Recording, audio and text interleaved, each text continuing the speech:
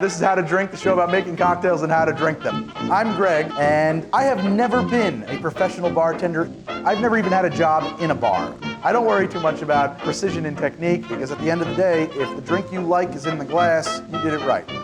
Let's get going.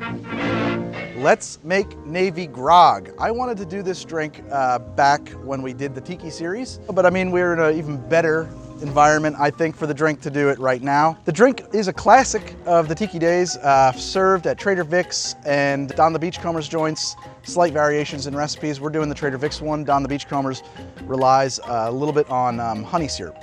I'm not doing that today. Favorite drink of Richard Nixon, President Richard Nixon. Apparently he used to sneak out to Trader Vic's all the time in DC and pour himself a Navy Grog. Is there a connection to the Navy? No, not really. There's no such thing as this drink as being a Navy Grog as we're gonna make it today. Has nothing to do with the Navy, but Grog has a great tradition in the Navy and in navies in general.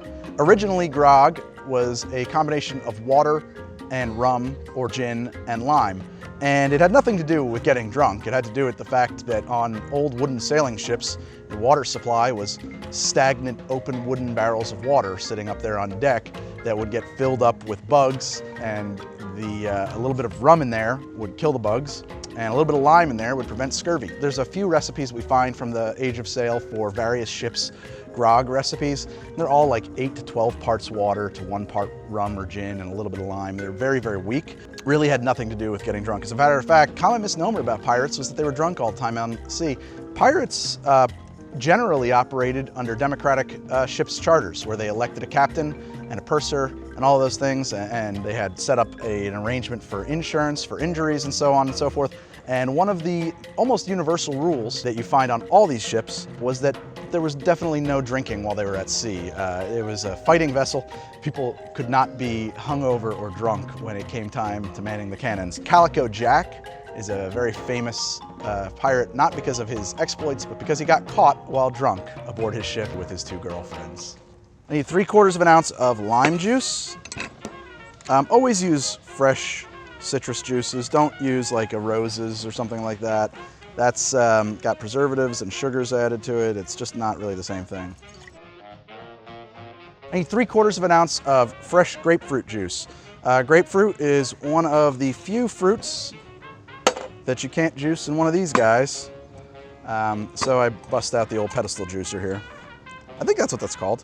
I call it a pedestal juicer, a reamer. I need 1/4 ounce of Demerara syrup.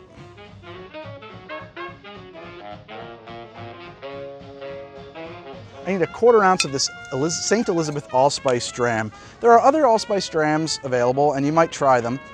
St. Elizabeth really has the very strong allspice notes we're going for. I need 1 ounce of Smith and Cross. You could use another Jamaican rum if you like, a Jamaican overproof. I really like Smith and Cross rum though. I need 1 ounce of this Appleton Estate signature blend.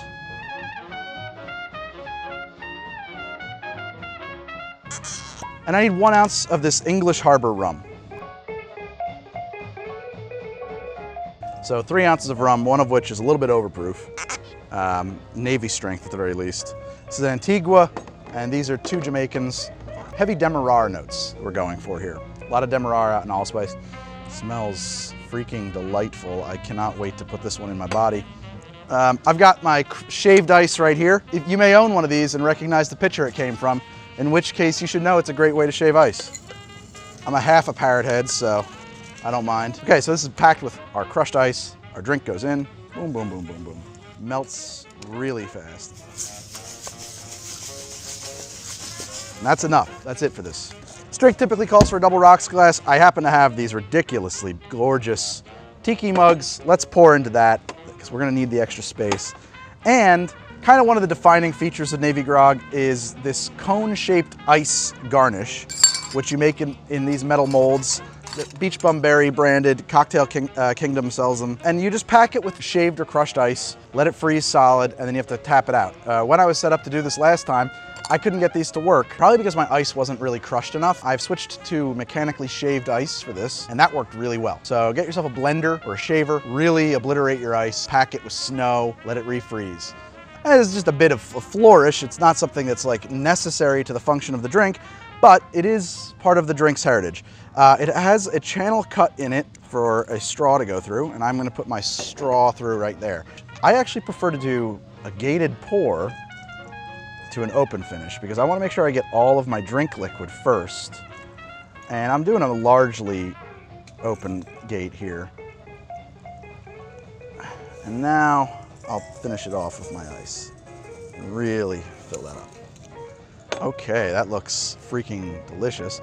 And to finish this garnish, we just need a little bit of fresh mint. 1, 2, 3, in it goes. And that is Navy Grog. Beautiful drink. Let's give it a taste. Yeah, that's great. I like that drink. Oh boy. Oh, I like that. That's really delightful. Very spicy, but not in like a hot way, but in the way that like there's a lot of allspice and Demerara in there. The grapefruit and lime are very present. You get those Demerara notes that come from the Demerara sugar syrup. Definitely get the Allspice Dram. The rums are all kind of collaborating together. This is a sweet, delicious drink. A little bit in the vein of a Queen's Park Swizzle. I know that seems crazy, but it is, a little bit. Obviously there's no Angostura, but you do get some of the similar-ish notes from the Allspice Dram.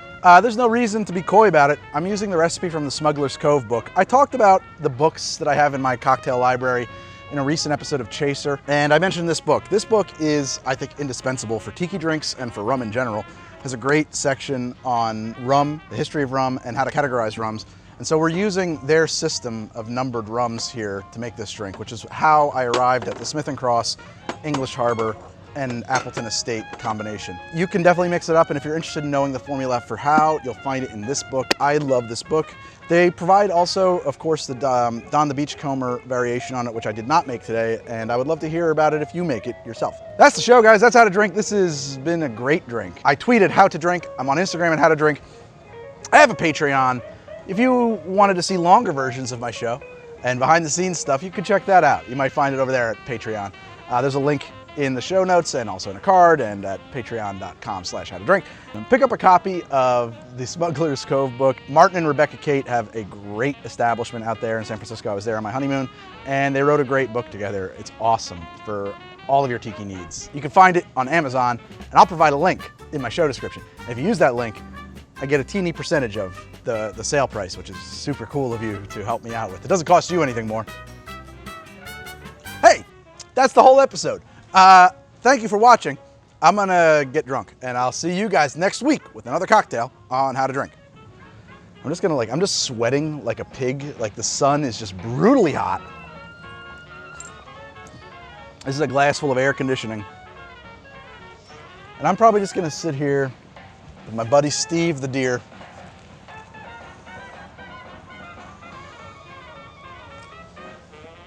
And survey my mats.